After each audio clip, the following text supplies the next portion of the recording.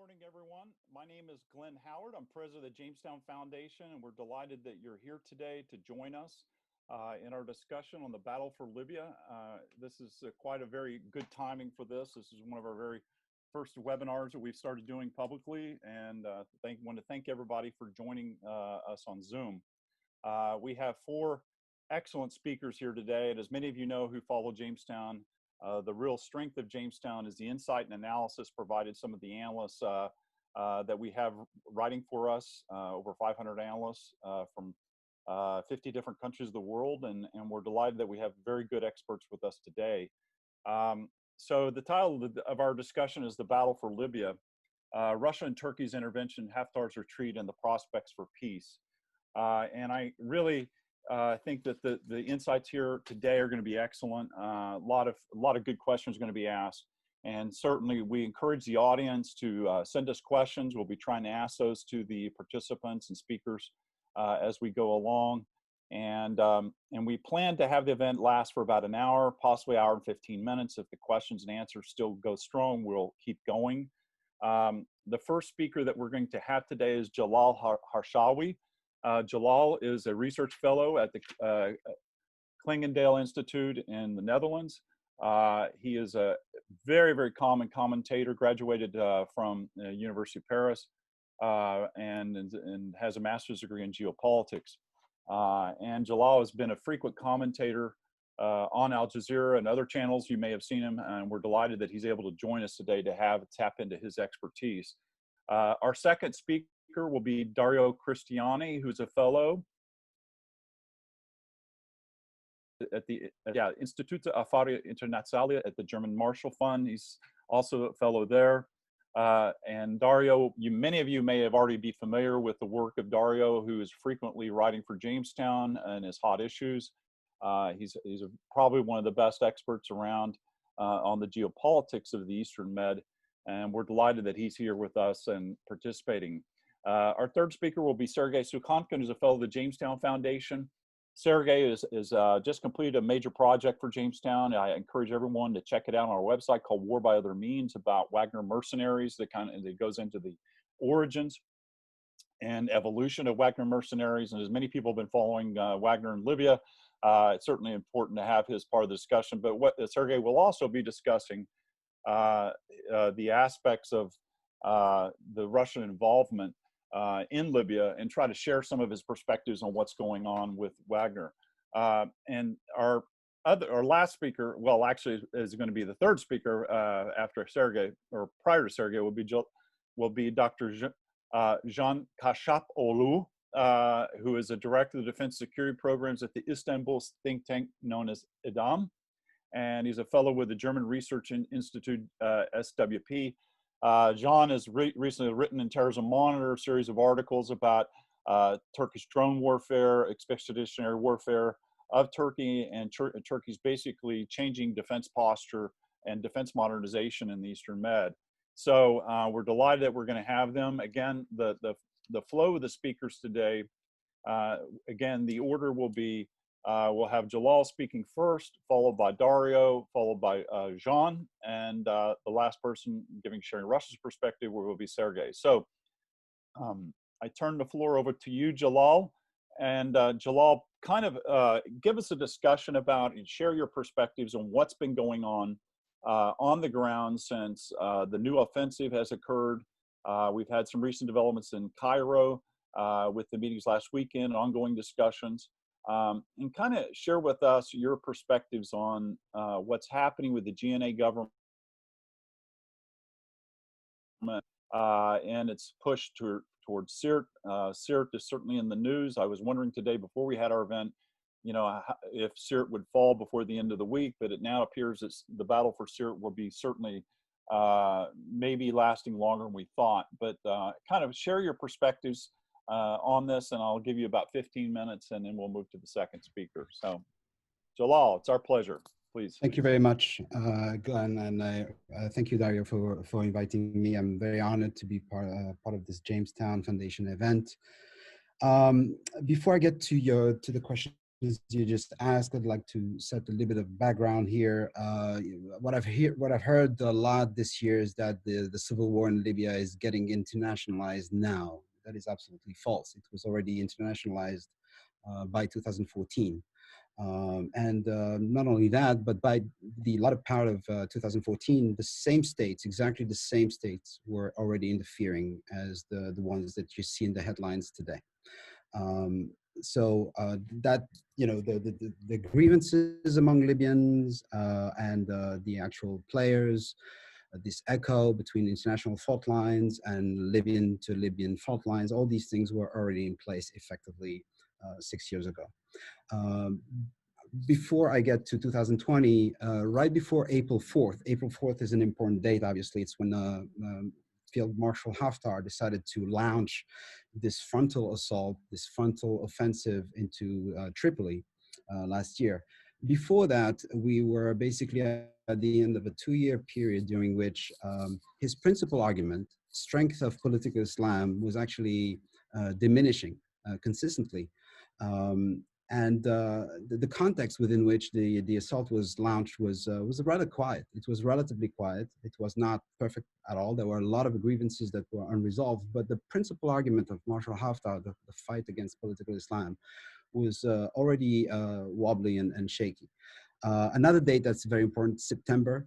The first few days of September 2019 is when, for the first time, Libyan fighters reported seeing Russian fighters on the front lines, on the outskirts of Tripoli.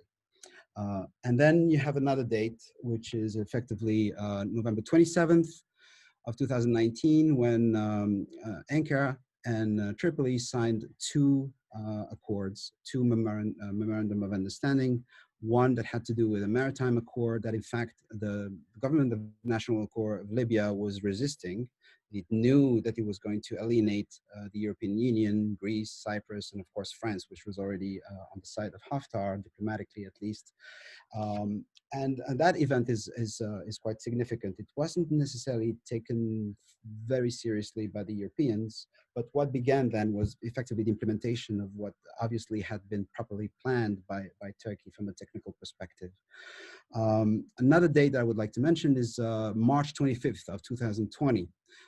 In wee hours in the morning, you had for the first time not just one initiative on the part of the GNA, but actually an offensive on 3 different fronts.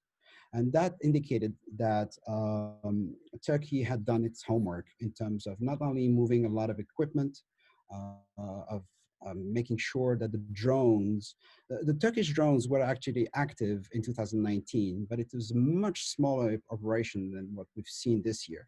And they had failed in 2019. They had made a difference for a couple of months.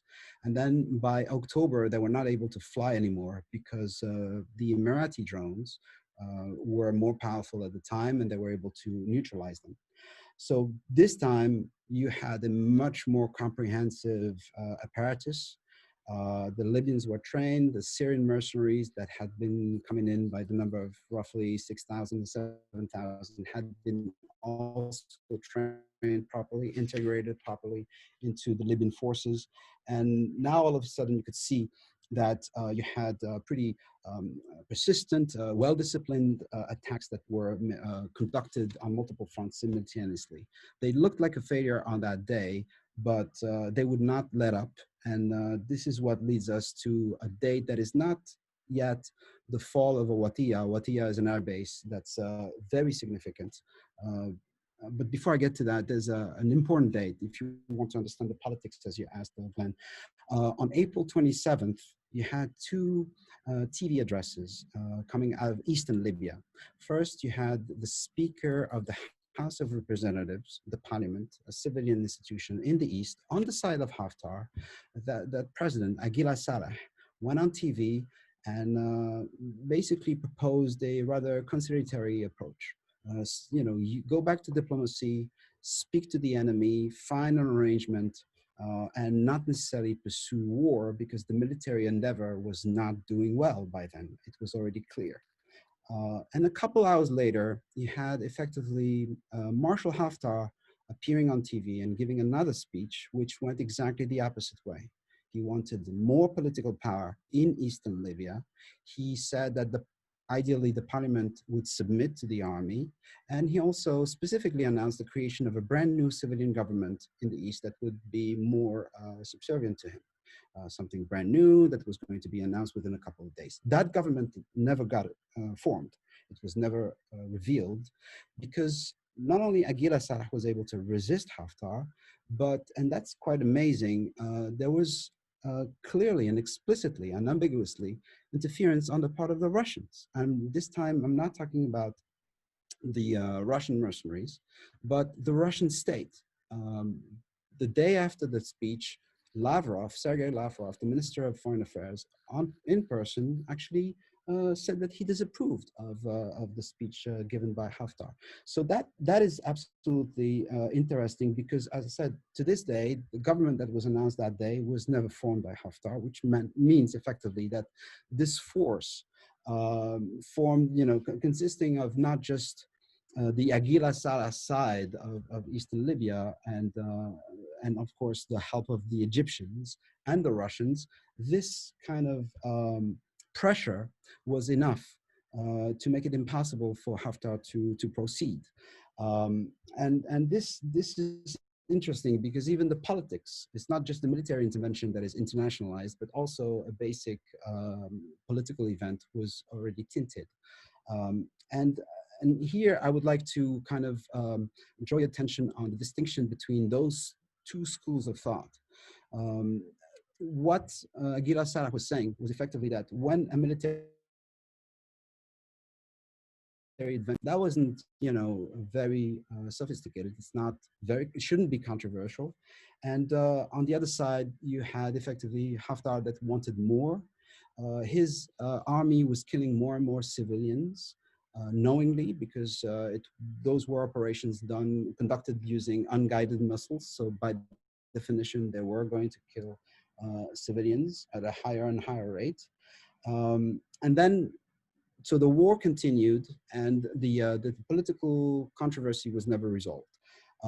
On May 21st, an extraordinary moment happened because following conversations that took place between Ankara and Moscow, the Turkish drones kind of stopped, and it made it possible for somewhere between 2,500 and 2,800 Russian mercenaries to withdraw from the front line, go through a city called Tarhuna, go to Bani Walid, and effectively get out of the greater Tripoli zone.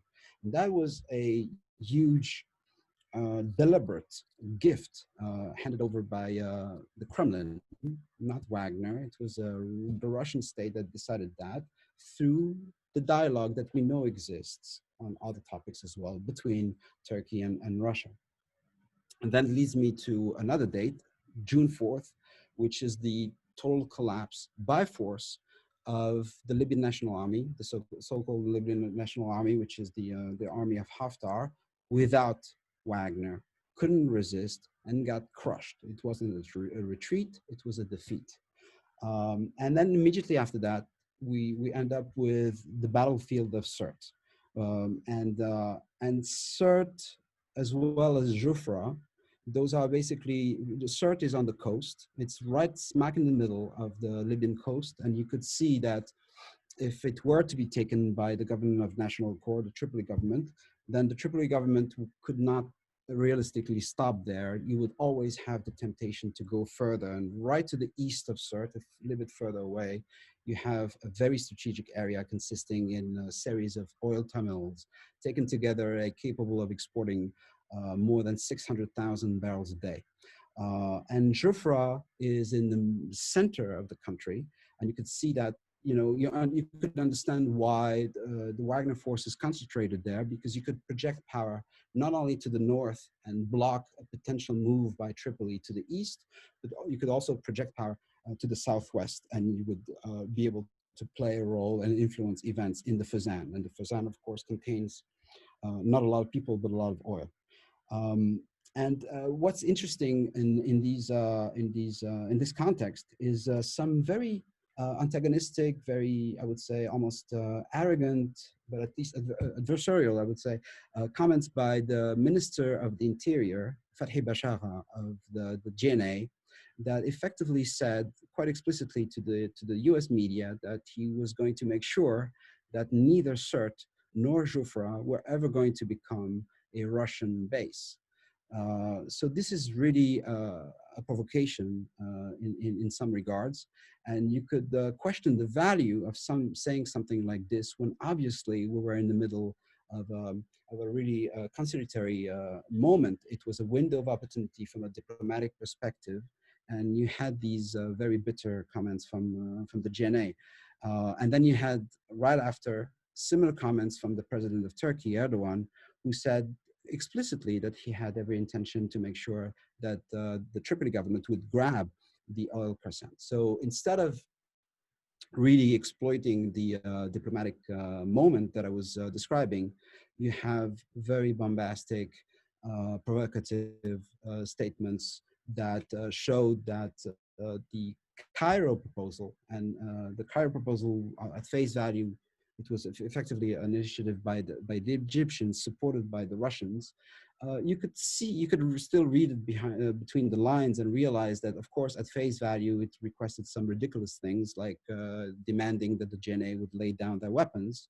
But if you really dissect it and look at the subtext, you could see that it still had some potential. For instance, you could determine that the Egyptians and the Russians were ready to sacrifice Haftar, decapitate the Libyan National Army, to preserve the Libyan National Army as a defense mechanism in the East, and somehow find an arrangement with those victors in the West.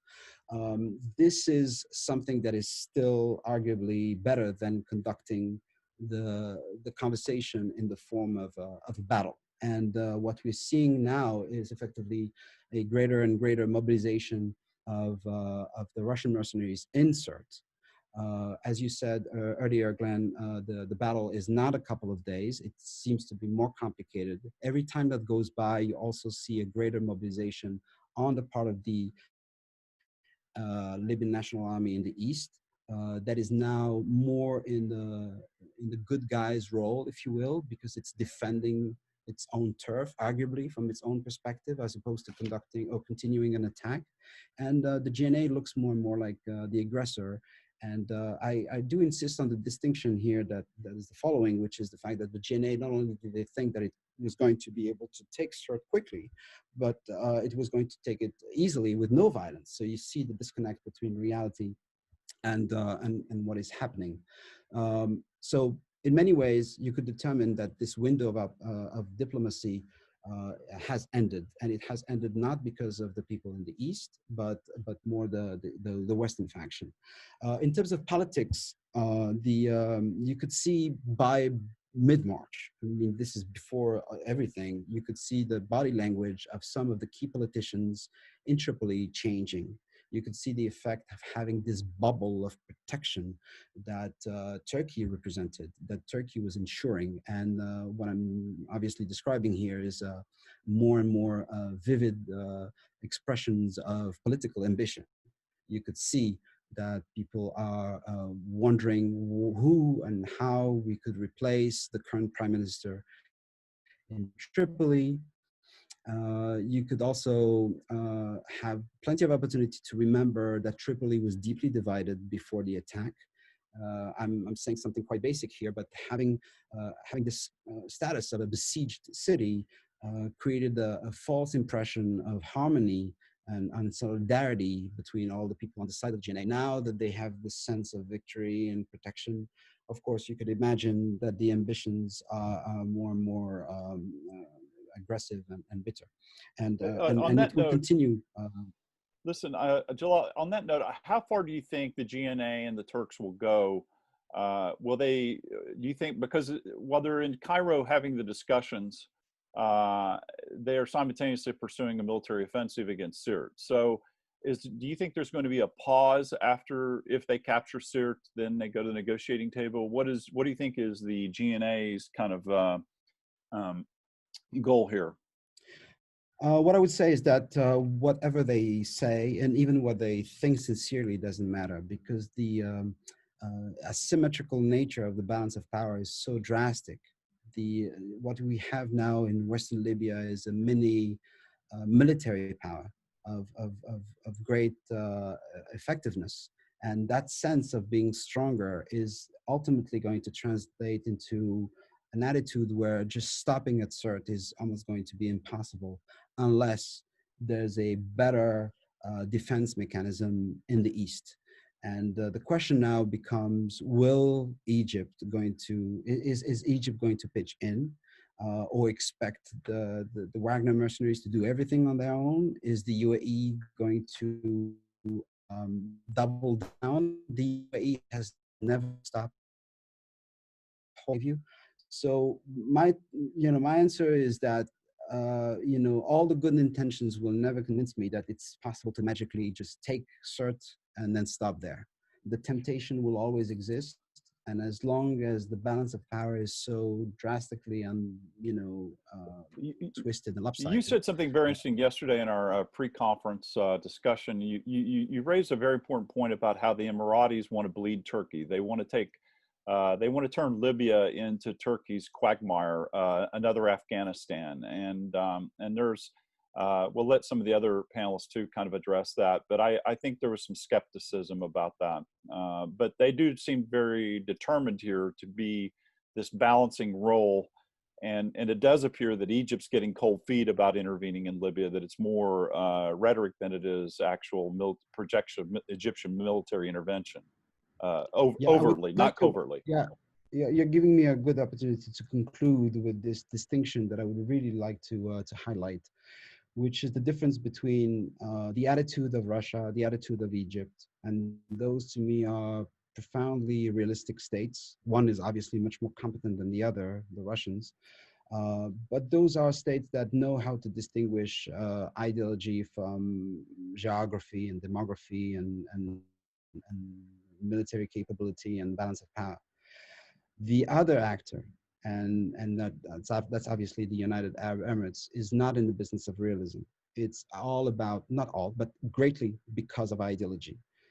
And it's a state also that is unstoppable. And in terms of, it doesn't listen to anybody. The West is completely infatuated. It's impossible for Washington, or even less Paris, to contradict the UAE right now, publicly, I mean. And it has a lot of money, obviously, and it can violate international rules without ever being condemned. So the fundamental reason it got involved in Libya to begin with, is very important here. And the main reason, not the only one, is to make sure that peace doesn't break out in a way that sends the wrong message ideologically. In other words, that political Islam, even moderate. And Libya is a very rich country with a very small population. Given that, the risk of peace that would send the wrong message through the entire northern part of Africa is indeed a real threat from the perspective of the UAE. That's why the quagmire solution is a perfectly acceptable solution, better than peace, much less dangerous than peace. So a few months ago, they had a project, and it was another unrealistic project, obviously, enter Tripoli, win the urban war inside downtown Tripoli, dominate it, purge it, remove all the political Islam proponents and build a new government that would be inherently anti-Islamist. Now that they have failed, they will not stop.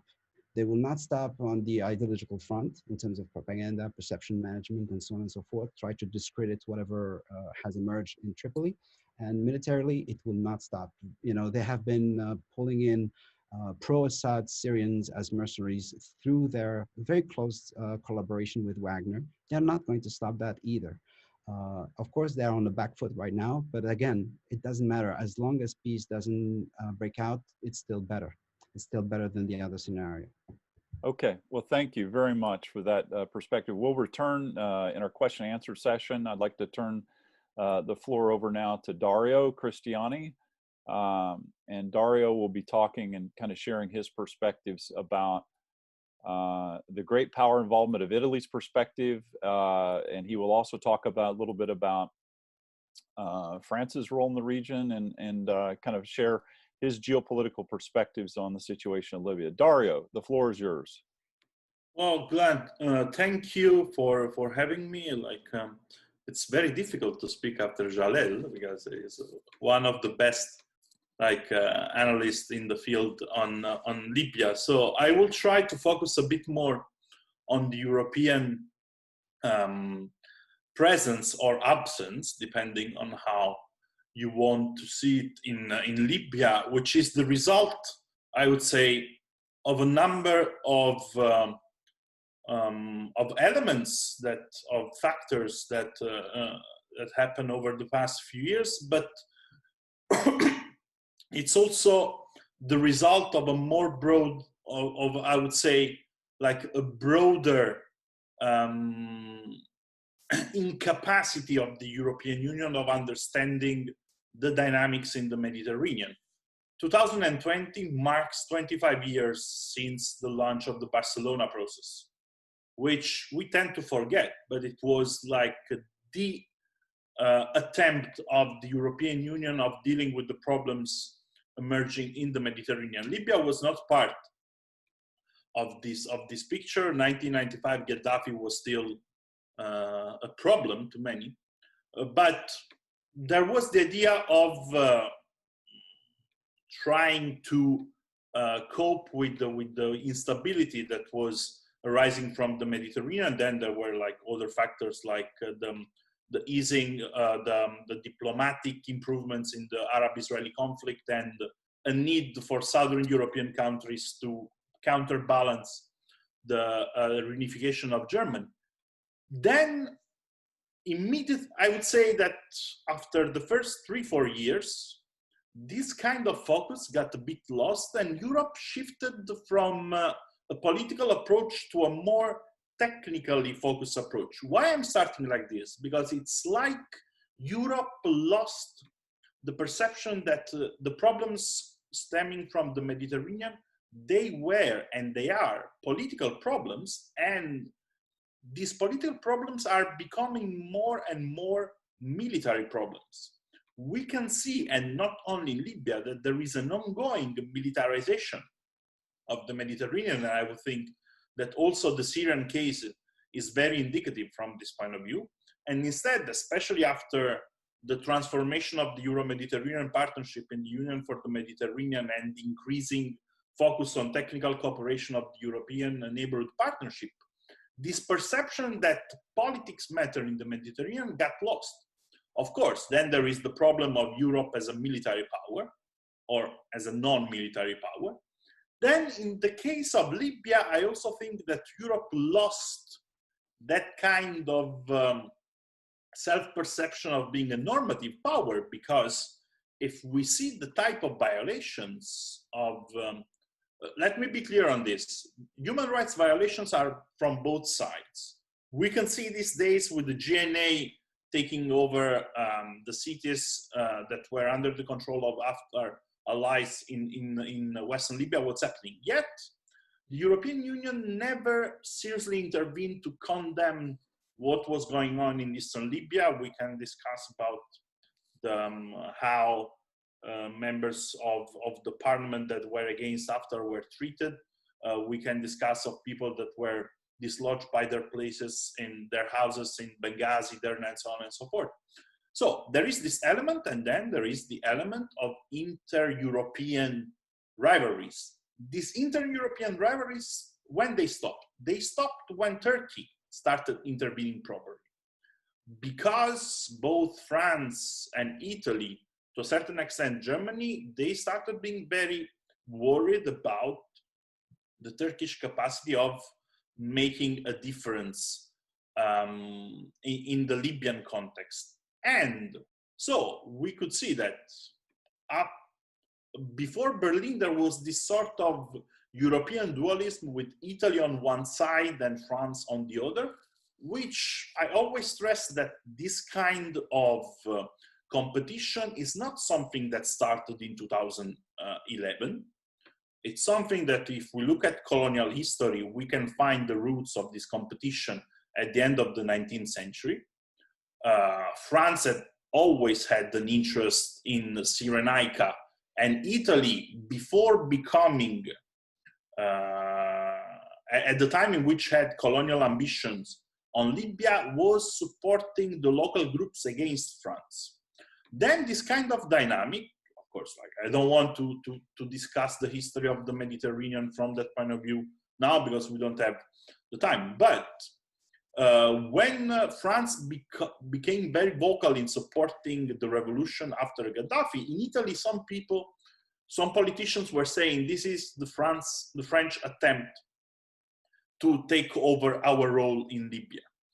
At that time, there was Berlusconi, a government run by Silvio Berlusconi, that used to be quite close to Gaddafi. Initially, Italy was very, very cold, let's say, about the perspective of regime change in Libya. Then, of course, the situation changed. This is not something new in Italian foreign policy.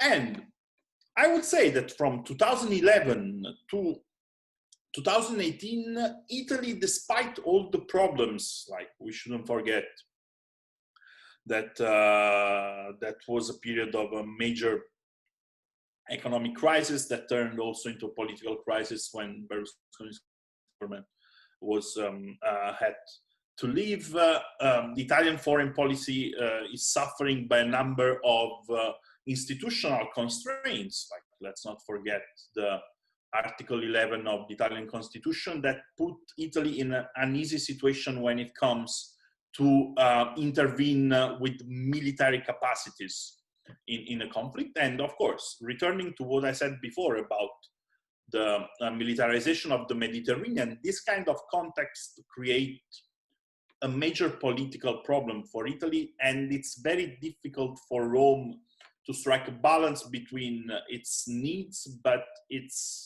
also its capacities. Then in 2000, Italy was one of the key supporters of the GNA in the very beginning. Let's not forget that now, especially after the Haftar military offensive, we tend to believe that the GNA and the groups, the militias behind it, is a very cohesive bloc. Forget about that. As Jalal said before, that was the result of the Haftar operation. And even before that, if we remember the period between the end of 2015 and the beginning of 2016, in order to persuade the groups of, I'm using here an expression of Wolfram Lacker, the cartel of Tripoli, there was a significant diplomatic pressure. I remember that at some point Haitham Tajuri came to Rome on a secret visit to speak with Ahmed Maiti, just to give you an idea of how Italy was significant in allowing Sarraj and the GNA to operate from Tripoli. Then Italy at some point decided to lose this influence because it wanted to strike a balance between Haftar and the GNA, and the Conference of Palermo was the visible example of this kind of attitude. Because from being a diplomatic conference, it ended up being an occasion to discuss whether Haftar was showing up, yes or not, and it was more of a photo opportunity rather than something more substantial, despite what many people in Europe and in Italy would say about that. So Italy lost its influence towards the GNA. The GNA politicians, they are not shy about that. They say it openly. We turned to Turkey because Turkey was the only country that showed us its willingness to help. Then also this help was not automatic, because in April 2019, Bashaga went to Turkey to organize the resistance. As Jalal said in the very beginning, it was effective. Then it started being less effective for two reasons.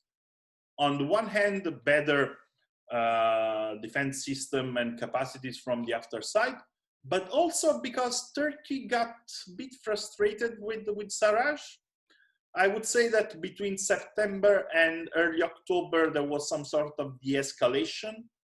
of course, also the efforts in Syria were playing a big role in this. And the memorandum at the end of November was the result of this frustration. Basically, they said to Sarraj and the GNA, if you want us to protect you, you have to give us something significant in return. And that was the maritime agreement, etc. And also in that case, like there were doubts at that point about whether Turkey was able to project power. So this, but I will leave John discussing this, but we should, I heard a lot of people saying that the GNA was helped by Turkey because Bashaga has a Turkish, as his surname is of Turkish origins. Save me this neo-Ottoman obsession, because it's not it's not the driver of the GNA Turkish relations.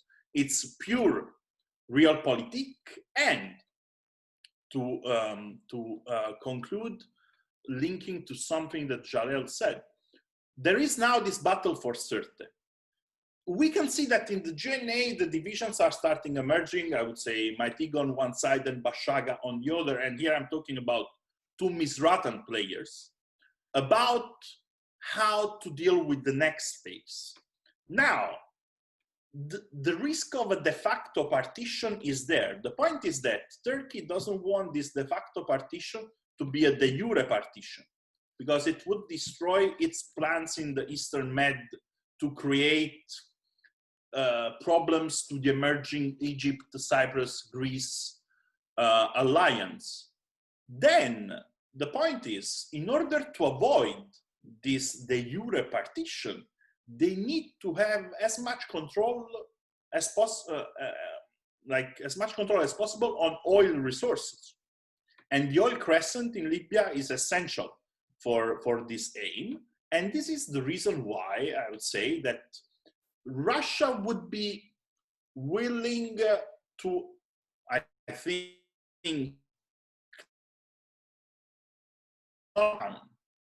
instead, Sirte for Misrata is essential for the protection of Misrata. But then I think that for Russia, that's the red line. And I think also for Egypt, the oil crescent should not return in the hands of the GNA. And I think that it's there that the battle can become absolutely bitter. In this context, European countries have absolutely no say, simply because they refuse, let's say, historical politics. They are still living in post-history, which means that they can do everything with diplomatic statements. There is even an increasing convergence between Italy and France, but it's not a convergence of interest. It's a convergence of weaknesses, because they realized, especially after Berlin, that they are not calling the shots anymore in Libya. It's been a while. And the Berlin conference was, I would say, the visible moment of this complete collapse of the European capacity of shaping events in Libya. You know, Dario, that's a great point. You know, the things that I found astounding about the meeting in Berlin is that you had technically two non-European Union powers, Turkey and Russia, basically bringing about an agreement and discussions and negotiations in Europe. And this is what I found, that on the ground in Libya, that ultimately it will be Turkey and Russia kind of setting the pace for negotiations and discussions, but it ultimately will also be on the battlefield and decisions made. Just going back to what you said, that point about Sirte is very important, about its importance as a part of the oil crescent in Libya. And you have the view that the offensive will not, the key for the GNA is to get back to the control of the oil crescent. Is that right? Is that how you see the? Yeah, I think that the idea of pushing toward Benghazi, Tobruk, and Baida is complete, even in the wildest dreams of the GNA. Instead, I think that the ambition is to avoid giving Eastern forces in Libya, the Russians and the Egyptians, to leave them the keys of the oil crescent. And I think the real battle will be there. Then in Sirte, at the moment, I think the battle in Sirte will also be significant, but because the powers backing Haftar and the forces in the east, they realize that if they lose Sirte, then the action in the oil crescent can be way easier.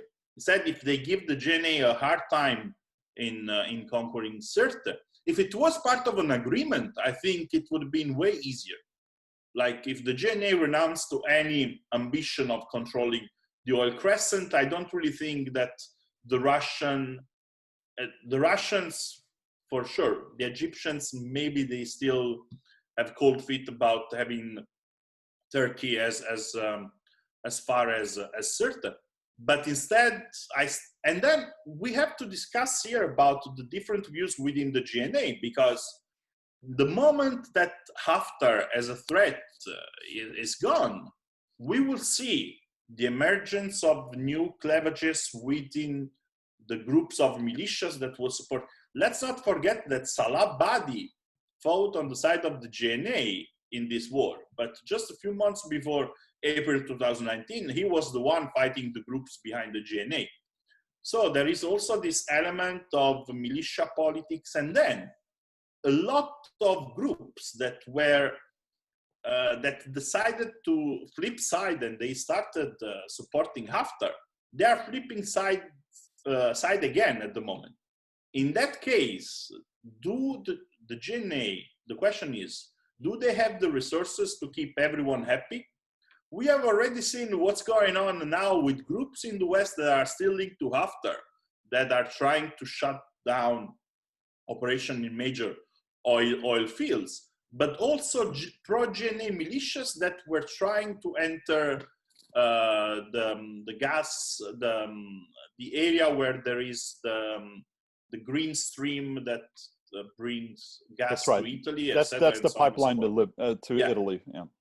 Well, listen, yeah, Dario. So thank you. We're going to go ahead and move to some of the other panelists here so they can get their time in. We'll come back on a question and answer. And for everybody that's asking questions online, we will get to your questions and address those. And so please be patient with us. I wanted to let the speakers go ahead and kind of share their opening comments and views. I'll now turn the floor over to Jean, and we'll be returning to, I think the Turkish perspective on the intervention is something that's really create a lot of curiosity among a lot of experts who didn't really see this coming.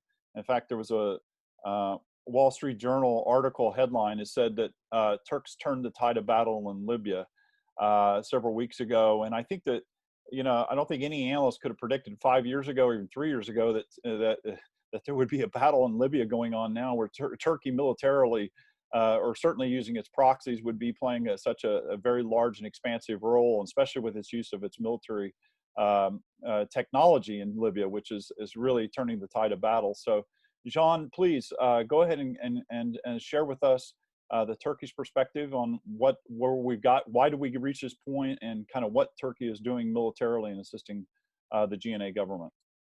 John? Thank you, Glenn. Well, what is Libya militarily to Turkey? In just one line, Libya is the manifestation of the lessons learned from Syria. Lessons learned by the Turkish military as to the hybrid battleground of Syria, and just using those lessons to translate them into the Libyan battleground and translate them into wider strategic gains. What do I mean by that? Concepts like using indigenous drones to hunt down air defense systems. The Turkish drones hunt for Russian-made Panzers, for instance. Operating drones under heavy electronic warfare coverage, for instance. It is yet another lessons learned from the Syrian battleground. Developing concepts of operations for the proxies, not the UAE type of just giving them money, arms like that, and letting them do whatever they want in the battleground. No, instead, actually, it was a bitter lessons learned back from 2016, Operation Euphrates Shield, when the indigenous component of the operation did not perform as Turkey wanted. Then Turkey started a very comprehensive training program for the Free Syrian Army, And we saw the initial results in Operation Olive Branch and then Operation Peace Spring. There was a gradual uptrend in terms of the battle-hardened performance, warfighting performance of those groups. Now we see that Turkey is also developing concepts of operations for the GNA formations, not only giving them arms, giving them fancy stuff, and just like letting them to fight as they want. Second, Libya is more than Libya in the Turkish defense posture. Libya is yet another manifestation of Turkey's expeditionary military understanding in the 21st century. Let me give you some examples. Well, the Somali commandos right now take their training in Turkey by the Turkish commando units and take their oath in the Turkish language. So Turkey is graduating a whole new generation of cadets in the Horn of Africa. In Syria, Turkey is well establishing itself, not only militarily, but also in terms of administration. Turkey is building universities in Syria tied to the Turkish universities. The largest Turkish forward deployed contingent in Cyprus since the Turkish intervention back in '74, for the first time last year, Turkey deployed drones in northern Cyprus. So we see that dronization effect too. Libya is yet another piece, yet another brick in that greater picture. It is yet another manifestation of Turkey's expeditionary posture. Third, it is about the Turkish naval geopolitical understanding of Mavi Vatan, the blue homeland. What does it mean? It means turning Turkey's traditional coastal naval deterrent into a power projection asset, an active gunboat diplomacy asset to put pressure on adversaries, competitors, rivals to solve security problems in the wider region, and turning Turkey's traditional coastal deterrent into a blue water force. As we see right now, 1/4 of the Turkish entire frigate arsenal is actually operating in Libya. All the time we had at least 4 and maximum 6, 7 Turkish frigates operating off the Libyan coasts. Lastly, what does it mean, Libya, to the Turkish military elite? It is, let me say, like la belle époque of Turkish proxy warfare efforts, because this was the first time we have seen Turkey not only using proxies, as Turkey used proxies in northern Iraq before, Turkey used proxies and still using proxies in Syria, but Turkey trained proxies, made them battle-hardened. In Syria, these guys fought the Lebanese Hezbollah, Iranian Revolutionary Guards, Syrian Arab Army, Russian Wagner. They resisted the Russian aerospace forces bombardment. I'm talking about that kind of combat readiness and battle-hardened status. And Turkey transported some of these guys in thousands from Syria to Libya, and they did not do it in the plausible deniability fashion as the Russians are doing. President Erdogan himself openly declared that Turkey was transferring thousands of fighters from the Syrian front to the Libyan front. So what does Libya mean? Again, to be brief, like it is the war lab, if you like, that you can observe Turkey's broader military transformation. And it is the war lab, actually, that the Turkish political military elite are observing Turkey's military transformation for the 21st century. And just your point was it's a laboratory for training and for the Turkish military, Libyas. That's what you're training Turkish military, testing the concepts, testing the new weapon systems, and seeing how Turkey's new expeditionary, ambitious, aspirant military posture gonna play out in the 21st century. So it is actually a large, live, real war conditions simulation for Turkey. It is the military aspect. When it comes to the geopolitical aspect, we see two things. First, Libya matters because of the maritime deal between GNA and Turkey. Why? Because Turkey felt cornered, alone, and actually pressured to the bitter end in the Eastern Mediterranean. Apart from the Turkish Cypriots, nobody works with Turkey in the Eastern Mediterranean. Well, some of these blames let's say, are for the geopolitics to take, like the Turkish-Greek rivalry. Some emanated from ideological preferences of Turkey, like supporting Muslim Brotherhood, for instance, or the deterioration in the Turkish-Israeli relations. But, you know, at the end of the day, Turkey does not have allies in the Eastern Mediterranean, and the GNA actually threw a lifeline to Turkey in this respect. When Turkey established the EEZ, the exclusive economic zone deal with GNA through a diagonal line, it actually disrupted the broader Greek-Egyptian agreement occurred in the Mediterranean. This is important, and this is important in league with the blue homeland concept. Why? Because in the mindset of the Turkish elite, be it the military guardianship of the 1990s or the conservative administration of President Erdogan in the 2000s, in the strategic calculus of the Turkish elite, there is this fear of being caged into the Anatolian Peninsula and being caged into, forcibly being caged into being a land power. The blue homeland concept, Mavi Vatan concept, is actually an antithesis of that, and it aims to manifest Turkey's national capacity into the broader high seas surrounding Turkey. Okay? So Libya and the maritime geopolitics, the maritime deal with the Libyans, with the GNA administration is really important. Then there is the second form of relations, the security, military and security cooperation deal. Well, everybody, I think, reduces it to the simpler state of Turkey deploying contingents in Libya. We see Turkish drones in Libya. We see Turkish military advisory mission along with the GNA formations. Well, if you check the deal signed between Turkey and the GNA, signed between Turkey and GNA, the deal is actually offering a much broader framework. What do I mean by that? It comes with a very, very widespread intelligence cooperation options for Turkey and GNA, including signals intelligence, electronic intelligence, including establishing intelligence posts on the Libyan soil. So if everything goes correctly for Turkey, well after the war, you can see Libya turning into Turkey's, you know, large, effective, very well operating intelligence post in the Eastern Mediterranean. Yes, I think that's a really good point. You know, a lot of people don't realize that before Gaddafi fell, that Turkey had over $3 billion of an investment in trade with Libya, very extensively. Exactly. Could you just, before we move to Sergei, I want to wrap up here, but how do you perceive the Turkish support militarily in going head to head with the Russians for the Battle of Sirte? Do you see a point where realpolitik exists between Turkey and Russia, and that will Turkey go to the extent of open conflict, or, you know, basically my question to you is, who is going to blink first, Putin or Erdogan? So, well, when it comes to military, the question is really good, and you know, you made it really straightforward. I'm going to do my best to give an equally straightforward answer. Put yourself in the Turkish general's shoes. What do you see right now in Sirte?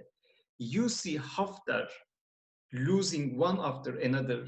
It's his main bastions in Western Libya, right?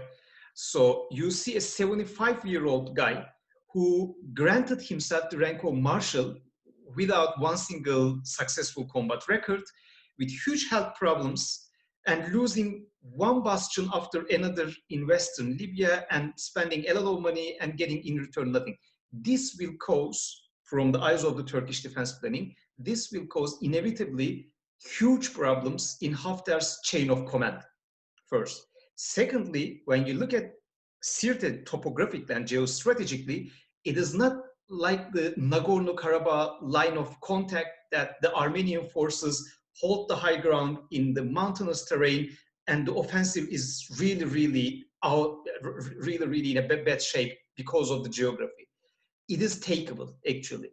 Mother Nature made it takeable through the lens of military geostrategy. It is not North Caucasus, it is not the Carpathians, you know, it is not somewhere that really favors the defensive.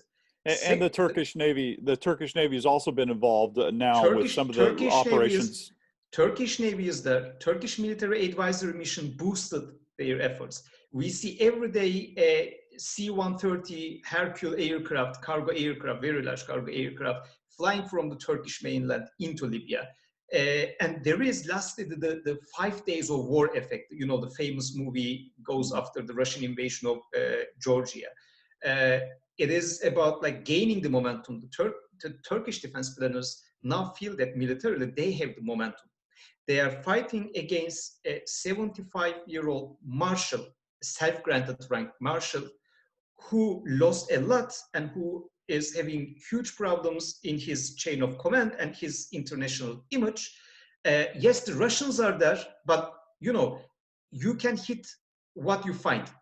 The Russians deployed their MiG-29s there, Su-24s there, okay? They have their good munitions, everything, but what about intelligence, surveillance, reconnaissance, and target acquisition?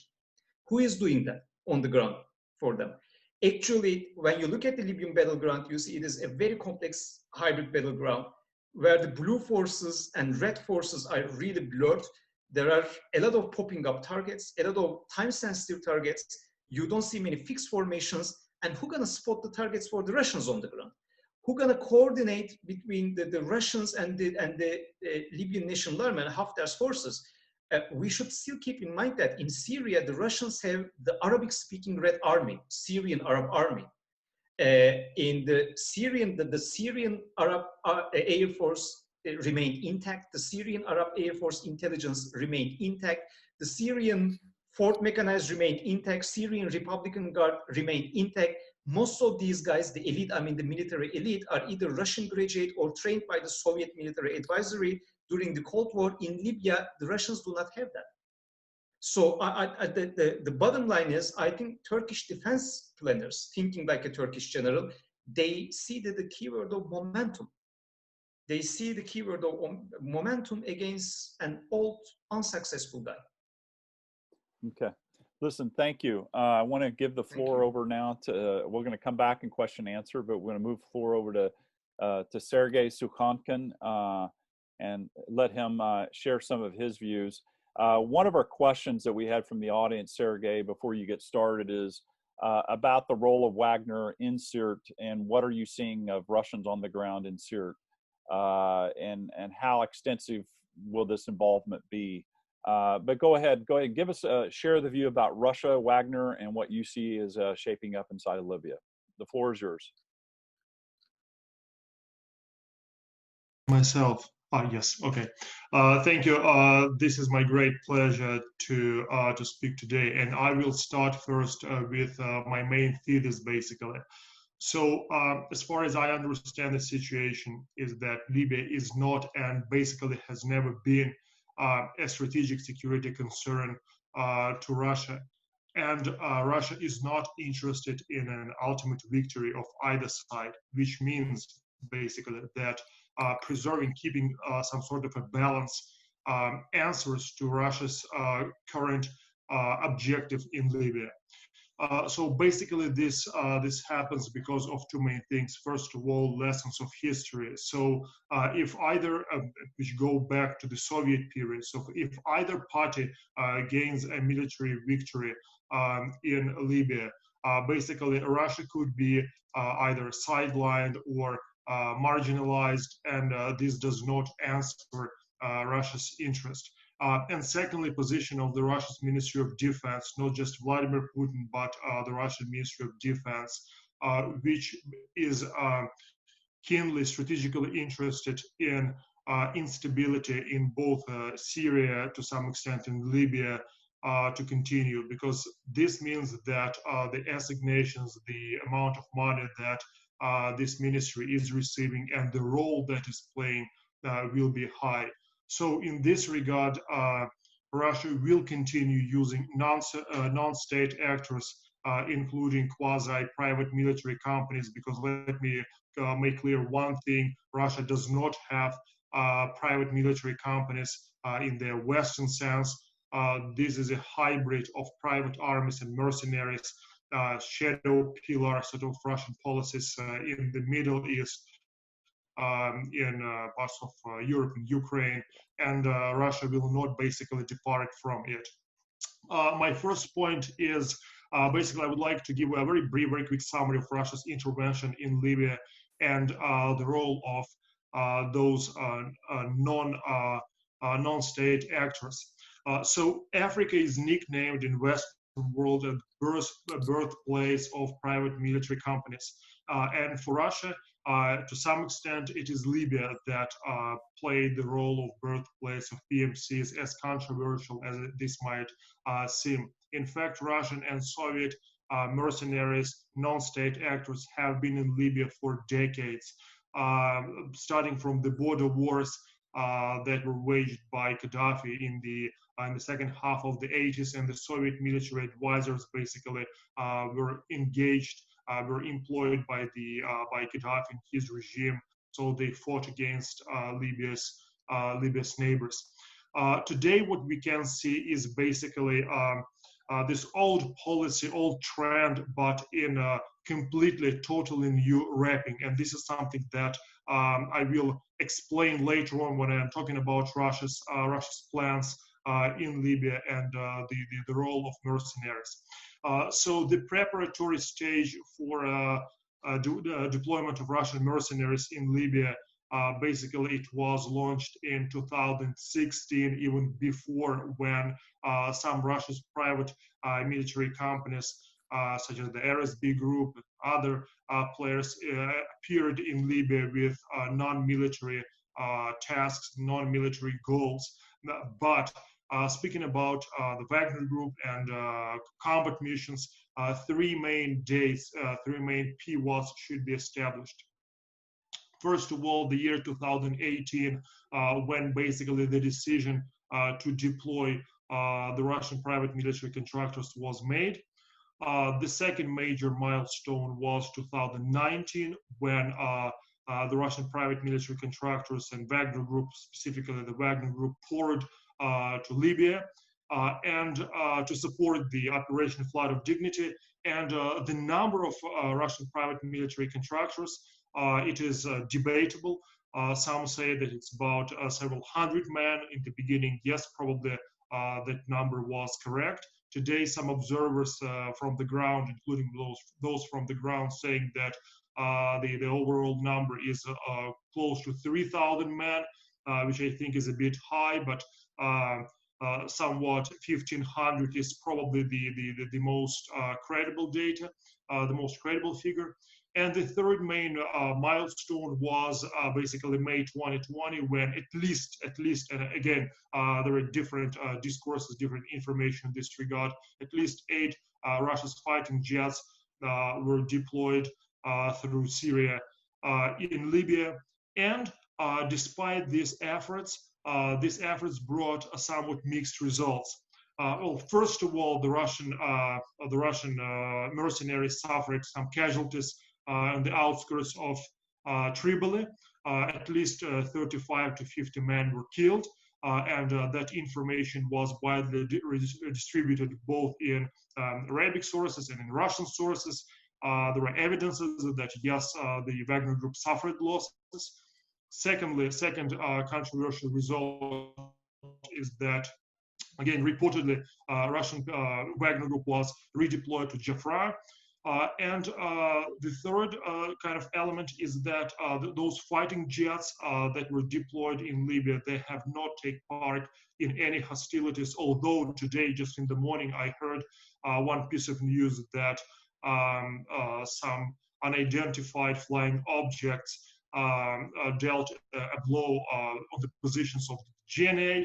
And this leads me to the kind of the next point and the nature of why those results have been quite mixed.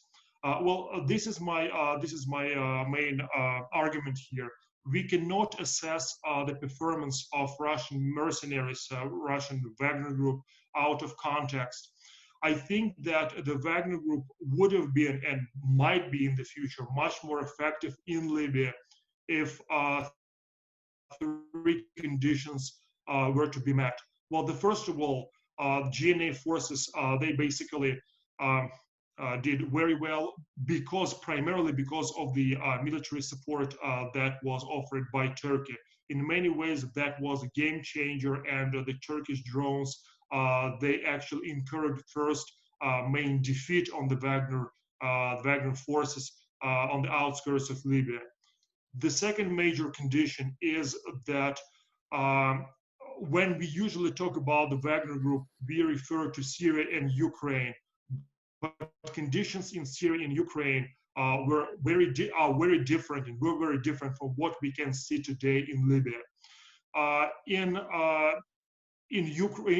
Syria, basically the Wagner group, the Wagner fighters, they closely collaborate with the Special Operation Forces and the Russian Airspace Forces, the VKS.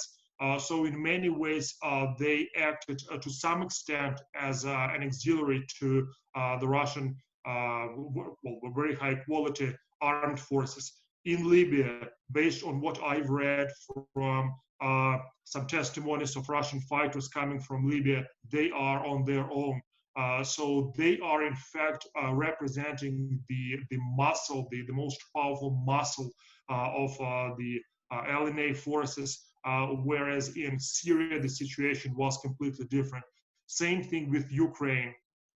Well, first of all, the quality of fighters in Ukraine was much higher. And proximity of supply routes and the ability to gather intel thanks to the means of radio electronic warfare, the friendly environment, things like this, the situation is very, very different now in Libya.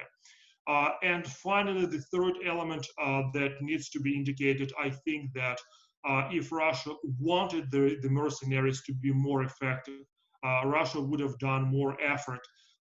First of all, as I already said, the quality of fighters that we can basically make inferences about, judging by reports, it is quite low, or at least it is lower than in Ukraine in 2014 and in Syria in 2015.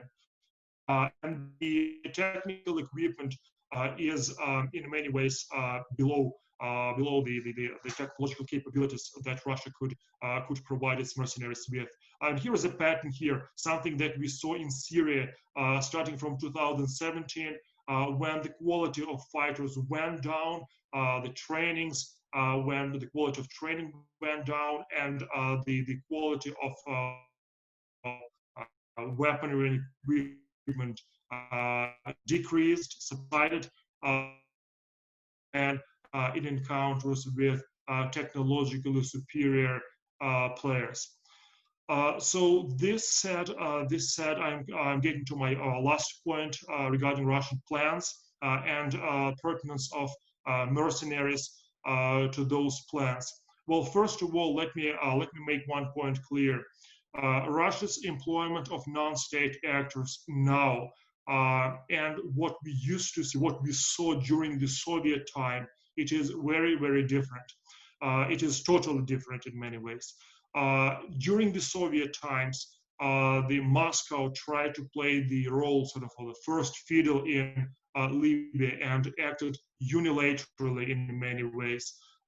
Today, is much and basically much smarter in many ways than it used to be. And back then, the way how Russia used its non-state actors in today is different from another point of view, because now Russia sees its mercenaries basically as a leverage that it can use both against the GNA forces, but also against Haftar, because we all know that Russia has been quite perplexed and disgruntled with Haftar's behavior.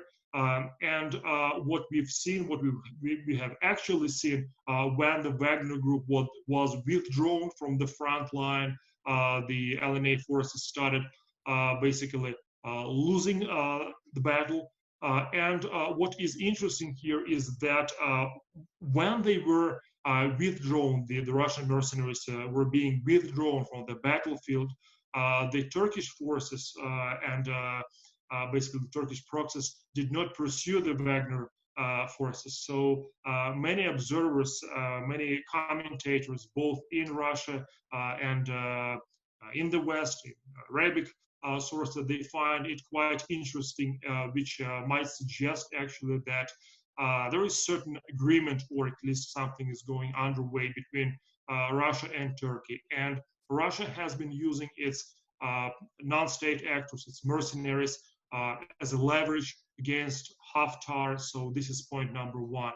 The second element, the second forecast is that I think that Russia will continue supporting the LNA forces, not because of special affinity or anything, but because this is the main political force, the main player in Libya that kind of has maintained sturdy political ties with Russia. And from what I'm seeing from Russian sources, the Russian side sees the LNA as the main partner if Russia wants to secure its geopolitical and geoeconomic interests in Libya in the future.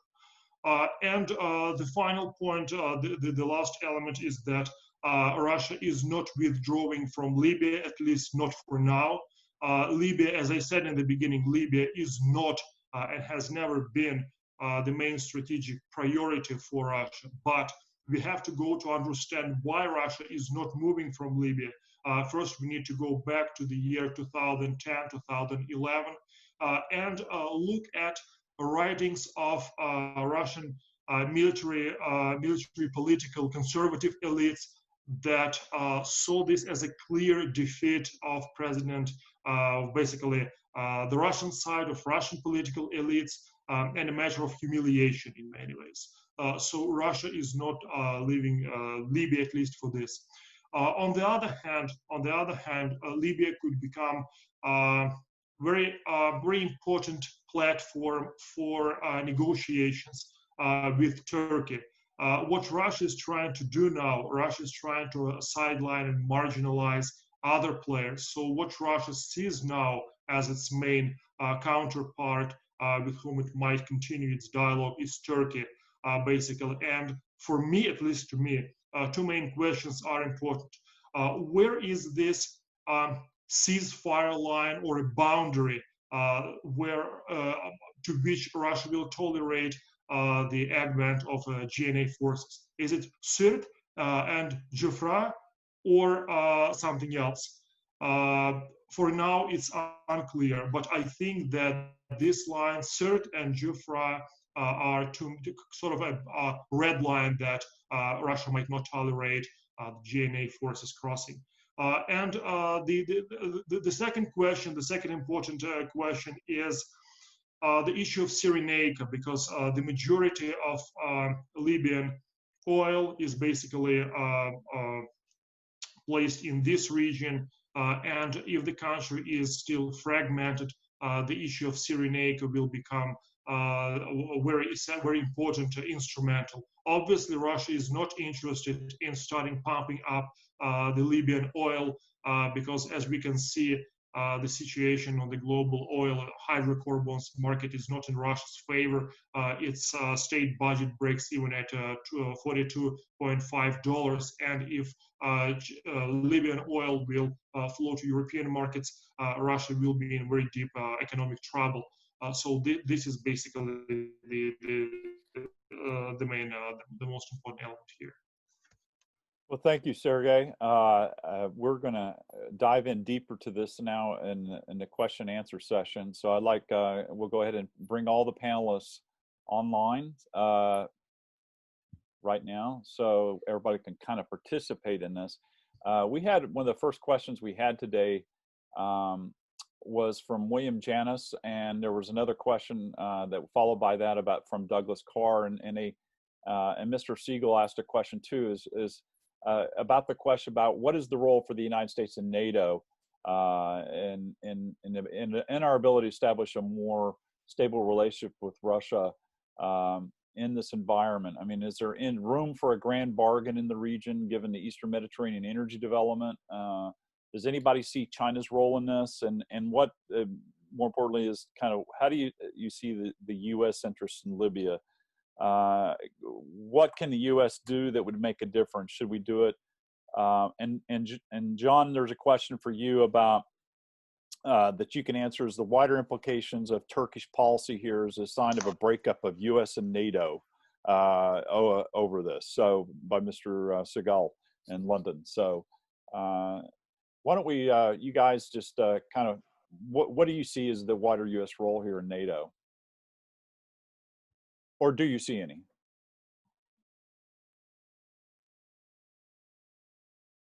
Should I jump in? Yeah, go right ahead.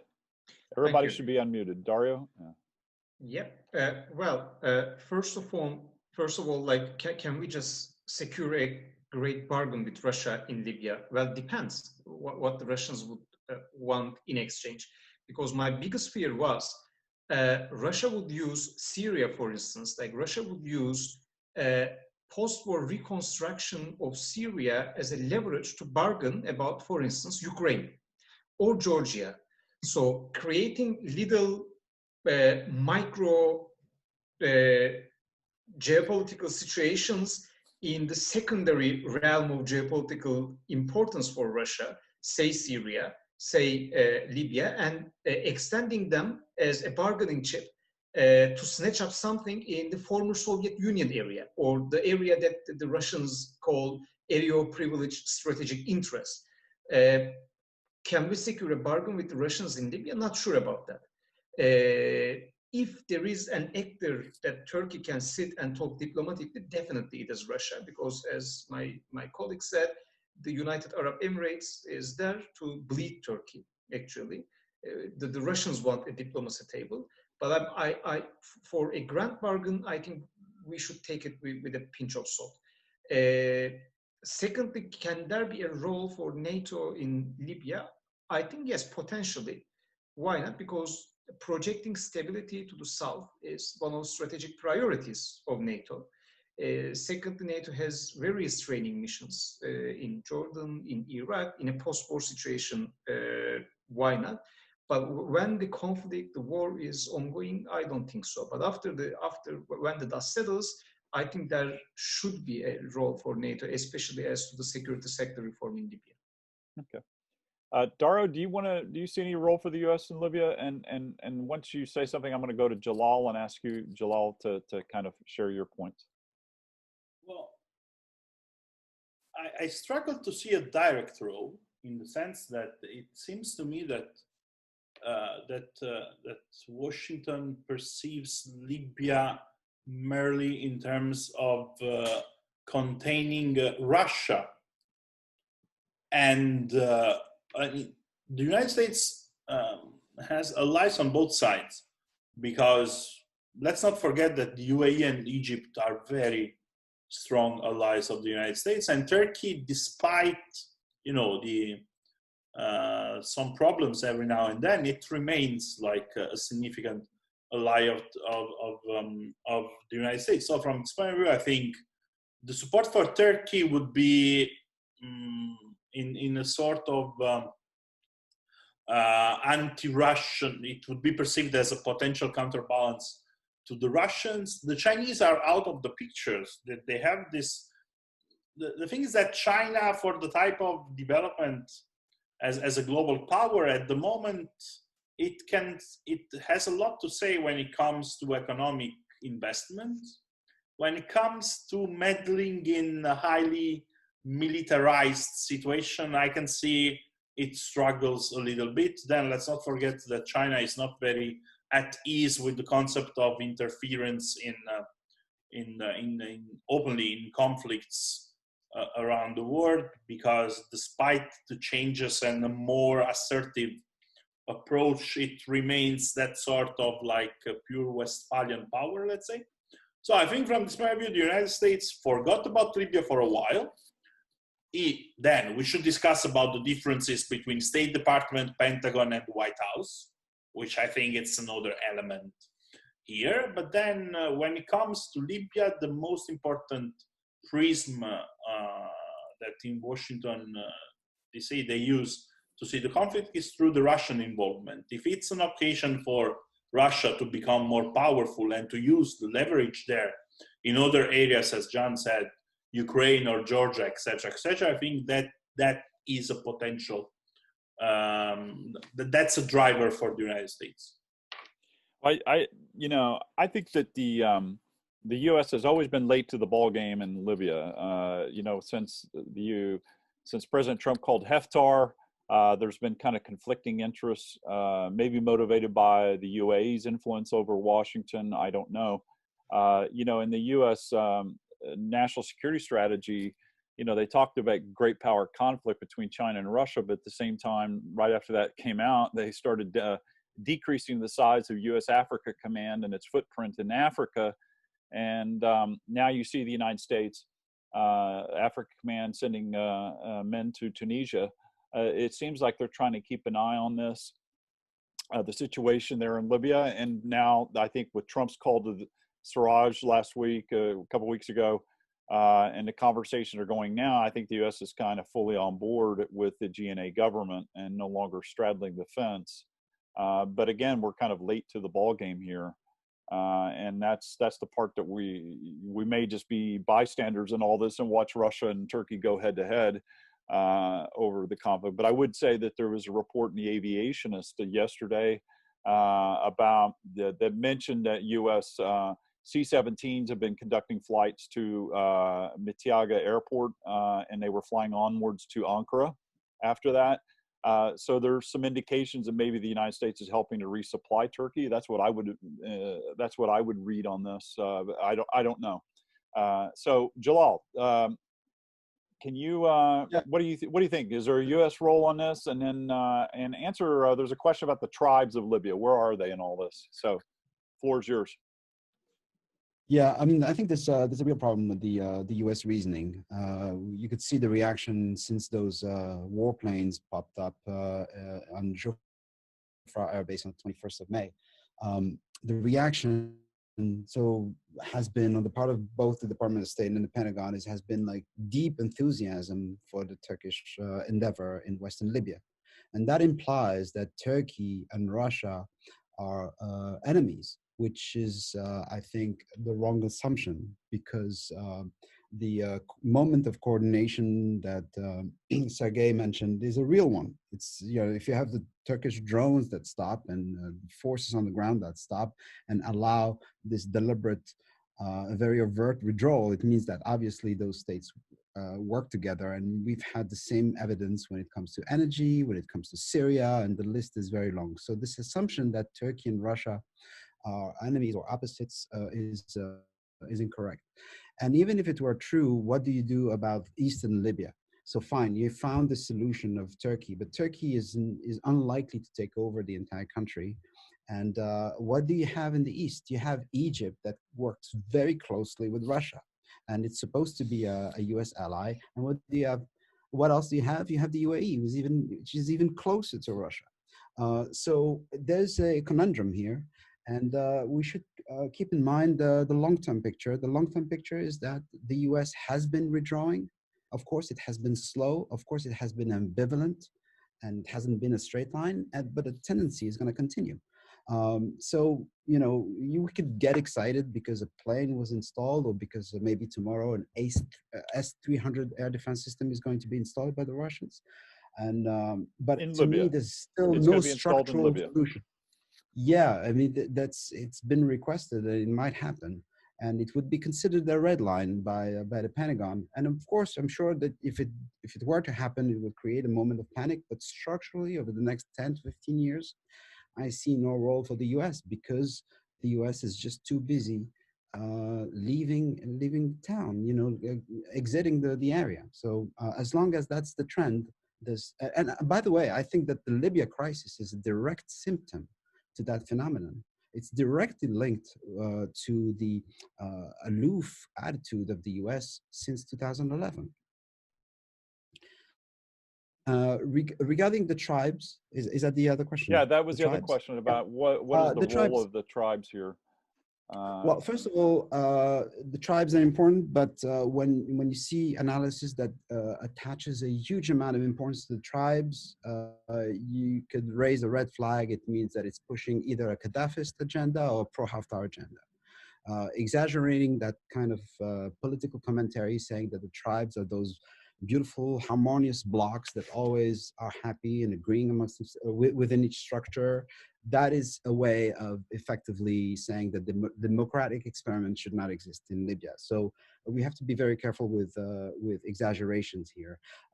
Again, I'm not saying that don't matter. I would like to say that there are two categories of tribes, or I should say, two factions or two large groups. You have the tribes that never revolted against Gaddafi, and those tend to be in the center of the country.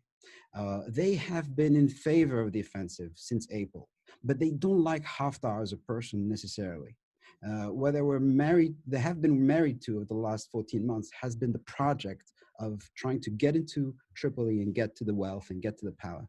Now that it has collapsed, we don't really know which way they're going to go. It's really a question mark.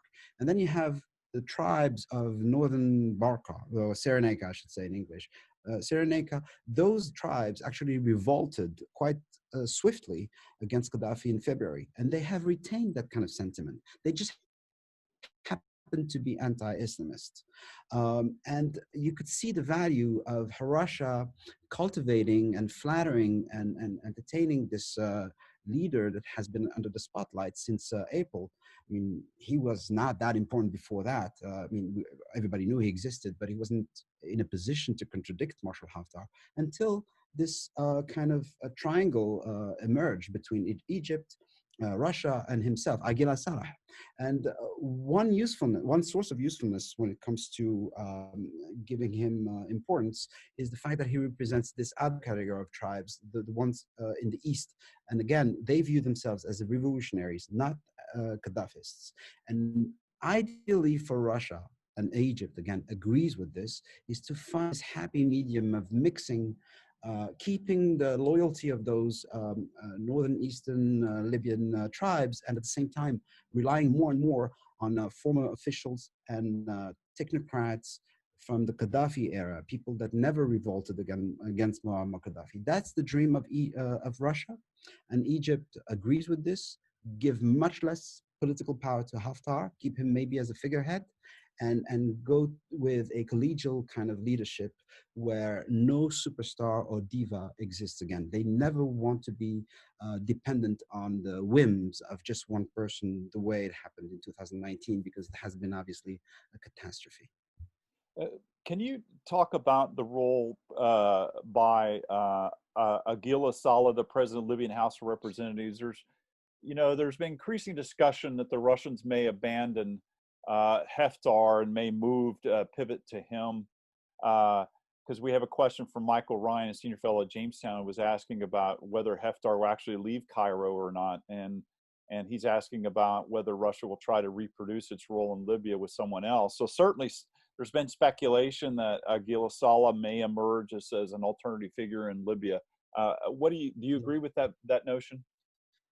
No, because it's not, first of all, we should establish that the amount of power wielded by Haftar is much lesser now than a couple of months ago. And that has already happened. It's not a speculation. It will never see a situation where Haftar will be able to make a momentous decision the way he did in 2019, like launch a big war that forces his foreign sponsors to double down on him, attack a huge capital, and so on and so forth. So he cannot decide the structure of the leadership of the LNA, cannot decide the structure of the civilian government. They cannot make major military decisions, even tactical. All of that is gone. The ship has sailed, and we should accept that. Now he exists as a papier-mâché figure, and as such, he is actually a currency for future negotiations.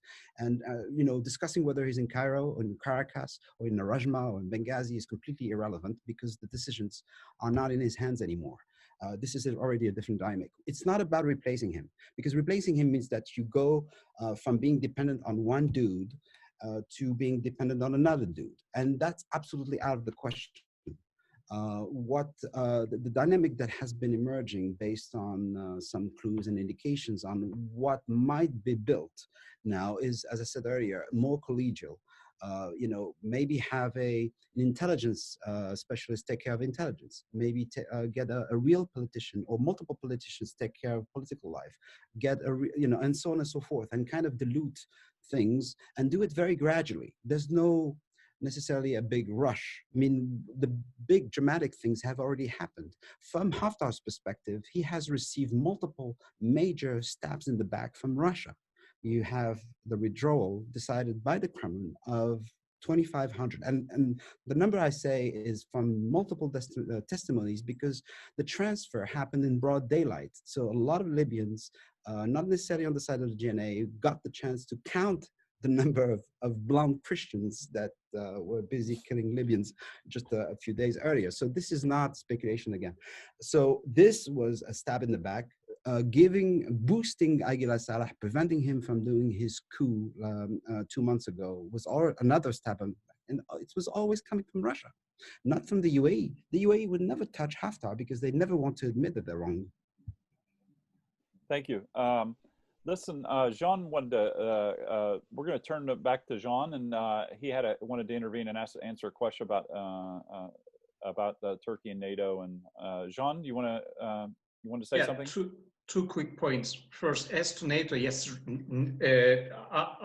I see NATO's role in Libya as to the Libyans and the balance of power within Libya with regards to the Libyan people after the war. But there is a more, I think, urgent situation that NATO has to address. Back in 2015, General Breedlove, at the time Sakir, called the emerging Russian deployments in Syria as an anti-access area denial bubble in the Levant, in the Eastern Mediterranean. And Russia, since then, has established itself very well in Syria. They deployed really advanced weapon systems, and they did a lot of work with the Tartus naval base and the Hmeimim air base. So if Russia established itself in the same pattern in Libya, then we got two grave results for NATO here, and it should be a wake-up call. First, Russia will no more be a solely eastern flank threat. Russia will be a southern flank threat. And the southern flank issues will not only be terrorism, instability, failed and fragile states, but the Russian build-up in the Mediterranean across the Levant to North Africa will be the reality in the southern flank of NATO. Secondly, we shouldn't forget the very fact that all these Mediterranean operations of NATO, or of Russia, be it in the Tartus naval base or Libya, are happening because of Crimea and the Black Sea Fleet. So we should see the correlation that these things are happening because of 2014 as the Russians invaded and then annexed Crimea. So we should see that connection. Black Sea is enabling all the Russian operations. Second, as to the Turkish-Russian relations, I think we have seen the limits of the Turkish-Russian rapprochement. In Idlib, back in February 2020, when 36 Turkish troops were killed, the Turkish permanent representative to United Nations told that the Russian aerospace forces and the Syrian Arab Air Force were flying in line formation. So that was very telling. In Libya, we saw yet another limit for the Turkish-Russian rapprochement, yet still we have to mark a caveat here, because the Russians are so good at compartmentalizing their portfolios with Turkey. Back in April 2016, there was the Azerbaijani-Armenian clashes, and Turkey and Russia were definitely at odds. In 2-3 months, coup attempt happened in Turkey, and Russia became best friend, opened the Syrian airspace for Operation Euphrates Shield, and the following months marked the acquisition of the sale of the S-400 air defense system to Turkey. Back in 2015, Turkey downed Russian Su-24, and there were illustrations in the Turkish press showing that the Russian S-400 system that Putin deployed in Syria, how it can project power into the Turkish airspace. Only within 2 years, there were illustrations in the Turkish press showing that how the S-400 that Turkey is purchasing from Russia, when Turkey deploys it in the Aegean or in the Eastern Anatolia, can project power into the surrounding neighborhood. So within only 2-3 years, Turkey came from the point of downing a Russian aircraft to the point of coming under the threat of CAATSA sanctions because of buying the highest end Russian strategic air defense system. There is always this compartmentalization in Turkish-Russian relations. I completely agree with my colleague. Yes, we have seen the limits of rapprochement, but we should not forget that Turkish-Russian relations saw much worse than this.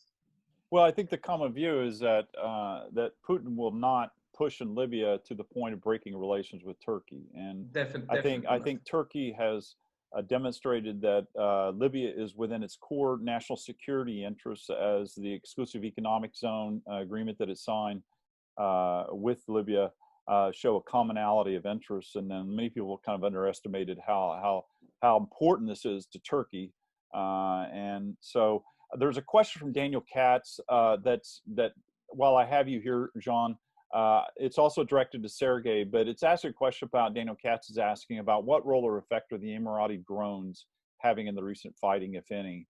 What do you think was the Russian rationale for?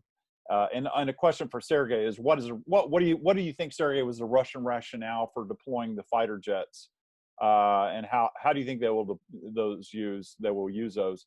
And once you guys answer, Dario, you're patiently waiting, and I'll get to you. So. Let me just start by commenting on what John said. I completely agree with what you are saying about the limitations of Russia's Turkish partnership in the Mediterranean.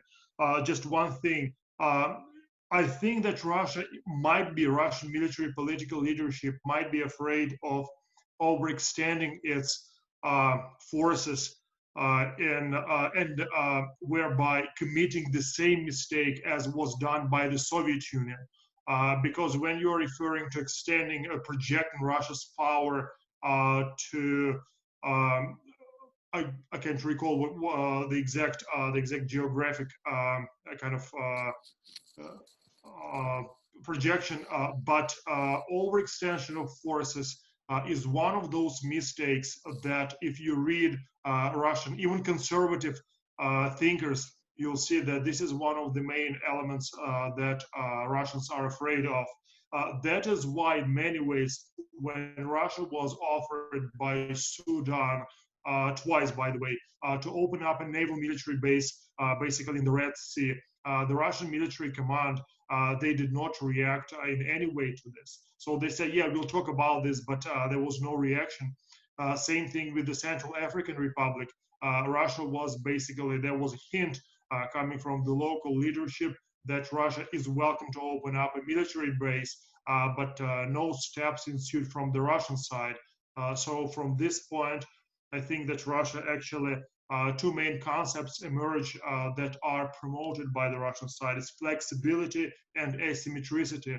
So Russia does not want to waste a large amount of resources as was done by the Soviet Union and lead the Soviet Union to nowhere, basically. Nowhere. The Soviet Union was present everywhere in the Mediterranean, but in the end of the day, well, what practical results did it bring? No results in many ways. Well, I would say that, you know, that if it's true that the Russians are going to deploy S-300s in Syria, that might make, you know, that would be a big, huge escalation by them. I'm not so sure that's going to happen, but, yeah. You know, because I think, again, the larger picture is that they want to play a role. But Libya is really kind of off, not really as important to them as it is to Turkey. Yeah, obviously, and Libya is not Syria for exactly. Yeah, as you point out, they don't have the ground, as they say in American football terms. Putin has no ground game in Libya. He's got to have proxies, and I don't think Chadian mercenaries and Wagner are going to turn the tide against 2,000 Syrian Turkmen. Exactly. Just one more thing. So what I was reading by the Russian military strategists, what they are saying, they are basically calling on to study the Soviet experience in Libya, which was in many ways negative experience. And I think that basically that is the logic in many ways. So Russia, the Soviet Union did not gain much in Libya. So in many ways, that was a very negative experience. Okay. Okay, Well, can I listen, jump I'm in? going to let Dario play a role here. But once I finish with Dario, Jalal, I'm going to come back to you and ask you a question we had from Michael Ryan about what happened to all the jihadists in eastern Syria. Did they all just kind of disappear, or what happened to them? So I'll come back to you, Jalal, with that question. And Dario, you wanted to weigh in and answer a question that we had from one of the panelists or one of the attendees. Yeah, on the EU naval operation and the incident that happened yesterday. Well, on this, let me be super clear. Like I'm 120% like pro-Europe. I'm a son of Europe. My institute in Rome, Istituto Affari Internazionali, was created by Altiero Spinelli. And I come from a country that, thanks to the European integration project, returned in the family of nations.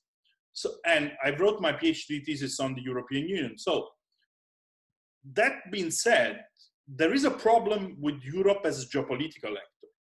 And sometimes the European Union tends to do things that are more inward looking than needed to change the situation in its neighborhood. Let me explain this very clearly. I had the impression since the very beginning that Operation Irini was the typical European Union response to a geopolitical problem to say, we are doing something, then what this something looks like, we don't care. We just want to give the impression that we are doing something, because if you want to stop if you want to enforce the arms embargo in Libya at the moment, you need to have a naval capacity, a no-flight zone, and you need to put troops at the borders between Egypt and Libya. Full stop. If you want this to be seriously effective. If you are doing a naval operation in which Greece and Italy share the responsibility, I think you are saying that you want to give the impression that you are doing something. That something as a clear anti-Turkish element, because it's not the case that the European Union woke up all of a sudden after the end of November. And on this, we should go back to the fact that Europe is that the most significant geopolitical threat in the European perception is the return of the Ottomans in the Mediterranean.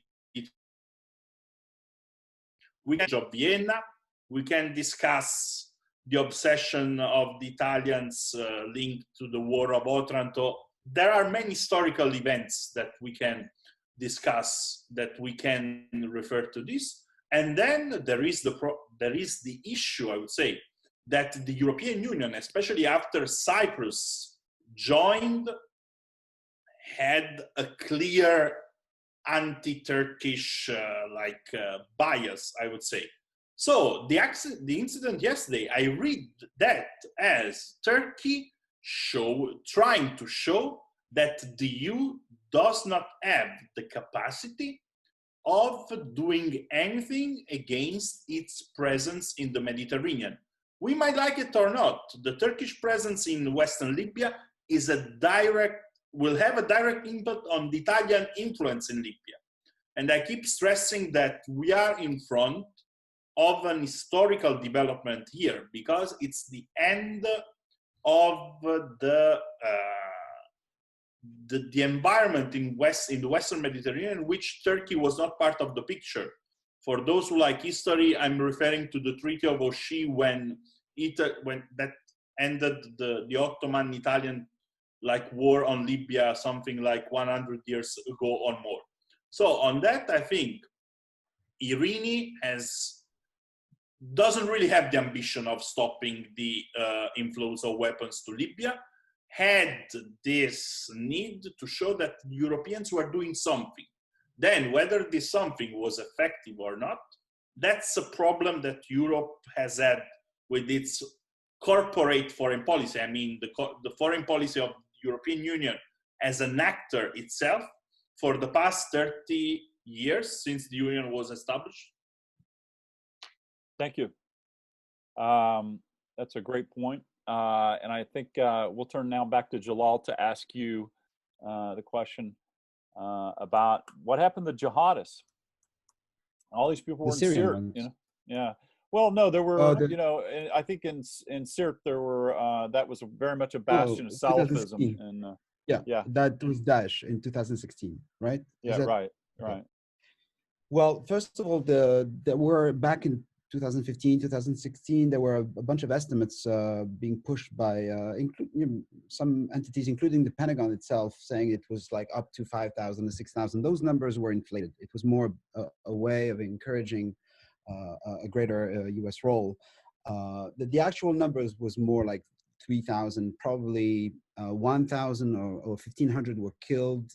You know, several hundred continued to roam Libya, and others just left the country. So right now, Daesh is very weak, and I would like to just say that two phenomena that people tend to forget about is the first is that you have a lot of sleeping cells, and how many is an impossible question to answer because they have no incentive to manifest their existence right now.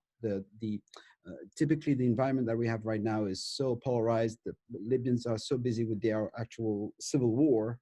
If you are a good sleeping cell from Daesh, you have every incentive to stay quiet and wait for a better moment, because you know, conducting an attack in Tripoli right now would present no reward. And there were a few incidents just less than 2 weeks ago in the Fezzan, which leads me to my other point, is that Daesh is doing fantastic to the south.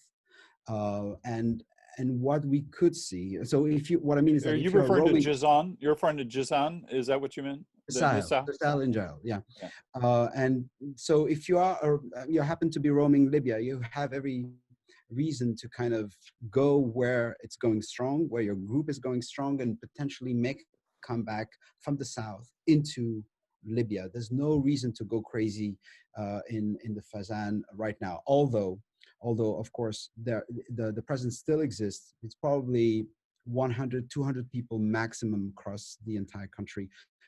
Knowing that there's a little bit of uncertainty when it comes to sleeping cells in Tripoli, typically. Thank you. I think that, Jean, I think you wanted to say something. I'll just turn back to you. We're going to have to wrap up. We're here and try to finish. But that's fine. Go ahead, John. Go ahead. Thank you. 3 quick points. I think we are, because of Syria, we are a little bit obsessed with the S-300s, S-400s. In Libya, what if the Russians, like, is it the S-300, S-400 that we should be really concerned about? Or what if the Russians just deploy bastion anti-ship systems in Libya? What if we see a caliber long-range precision strike, preferably from a Russian submarine?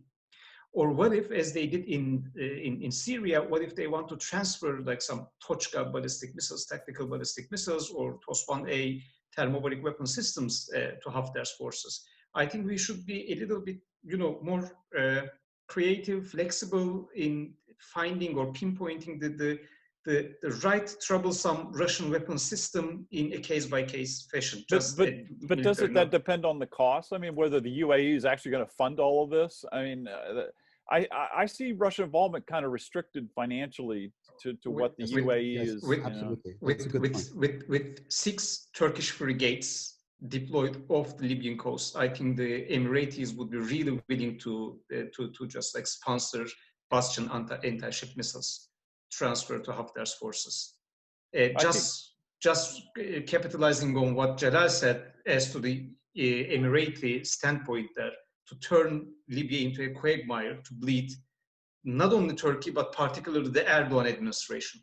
Yeah, I could see that, but I think for the U.S., there would also be a red line on that with Russia. Hopefully, there. I recall another red line as to the chemical weapons used in Syria. Yeah. So, well, listen, I'm going to let everybody kind of say a final parting comments here. We've been almost 2 hours here, and it's been a very rich discussion. But basically, I'll just give you, each of you, just a few seconds or minutes here to say a few departing comments about your perspectives on where Libya's headed. Dario. Okay, as I said, I think what is